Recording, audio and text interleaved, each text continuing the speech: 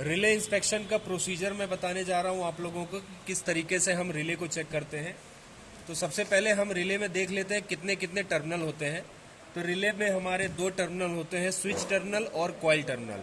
यहाँ पर आप देख सकते हैं ये जो पतले वाले हैं ये है हमारे कॉइल टर्मिनल और ये जो चौड़े वाले हैं ये है स्विच टर्मिनल। ठीक है, तो इससे हम आइडेंटिफाई कर लेते हैं स्विच टर्मिनल थोड़े से चौड़े होते हैं और कॉइल टर्मिनल थोड़े से पतले होते हैं। ठीक है, अगर हम इसका सिंबल देखेंगे तो इसका सिंबल आता है कुछ इस तरीके से।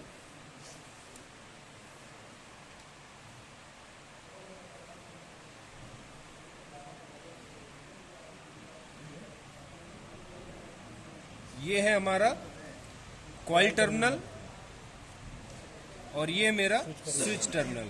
ठीक है, तो ये चार आउटपुट हो गए, दो कॉइल और दो स्विच। तो जो कॉइल टर्मिनल होता है उसमें हमारी ईसीएम से सप्लाई आती है। तो जब इसमें ईसीएम से सप्लाई आएगी तो कॉइल टर्मिनल हमारा मैग्नेट बन जाएगा और ये मैग्नेट क्या करेगा, ये स्विच जो है इसको ऑन कर लेगा।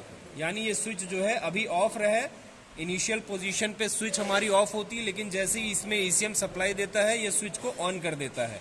तो जैसे ही स्विच ऑन होगी यहाँ से सप्लाई जो है आगे की तरफ जाने लगेगी। ठीक है, चेक करने के लिए एक ये सर्विस वायर हमने बना रखा है। हम क्या करेंगे, इसमें हम अपने रिले को लगा देंगे। रिले को लगाने के बाद यहाँ पर हम देख सकते हैं कि इसमें दो पतले वायर हैं। पतले वाले वायर जो होते हैं वो कॉइल टर्मिनल के लिए लगाए गए हैं और जो मोटे वाले वायर लगाए गए हैं वो है स्विच के लिए लगाए गए हैं। ठीक है, तो रिले को चेक करने का 3 प्रोसीजर है। सबसे पहला प्रोसीजर है कॉइल टर्मिनल पर रेजिस्टेंस को मेजर करना। तो ये मेरे पतले वाले वायर है, इस पर मैं कॉइल टर्मिनल पर रेजिस्टेंस को मेजर करूंगा। उसके लिए सबसे पहले मैं मल्टीमीटर को 200 ओम पर सेट कर लूंगा। ये मैंने 200 ओम पर सेट कर लिया है और मल्टीमीटर की जो प्रोब है इसमें मैं कॉइल टर्मिनल के क्लैंप को लगा दूंगा। तो जैसे ही मैं इसमें कनेक्ट करूंगा यहाँ पर मुझे इसका रेजिस्टेंस आएगा 170 ओम के आसपास मेरा रेजिस्टेंस आना चाहिए। ठीक है, 172 ओम आ रहा है, यानी ये रेजिस्टेंस जो ज़्यादा आ रहा है ये सर्विस वायर के वजह से हो सकता है या फिर टेम्परेचर की वजह से ज़्यादा हो सकता है, अन्यथा इसका लगभग 170 ओम आना चाहिए।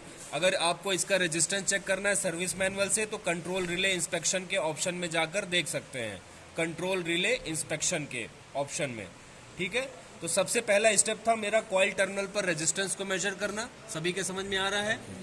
ठीक है, उसके बाद इसको मैं डिस्कनेक्ट करूंगा और इसमें मैं कंटिन्यूटी चेक करूंगा स्विच टर्मिनल पर। तो ये मैंने मोटी वाली तारों को यानी स्विच टर्मिनल की वायर को मैंने मल्टीमीटर पर लगा दिया और मल्टीमीटर को मैं कंटिन्यूटी पे सेट करूंगा। तो इस वक्त हमारे कॉइल टर्मिनल पर कोई भी सप्लाई नहीं है। जैसे ही मैं कॉइल टर्मिनल पर 12 वोल्ट दूंगा वैसे ही यहाँ पर मेरा स्विच ऑन हो जाएगा और कंटिन्यूटी आने लगेगी। तो ये था मेरा दूसरा प्रोसीजर। अब हम तीसरा स्टेप देखेंगे।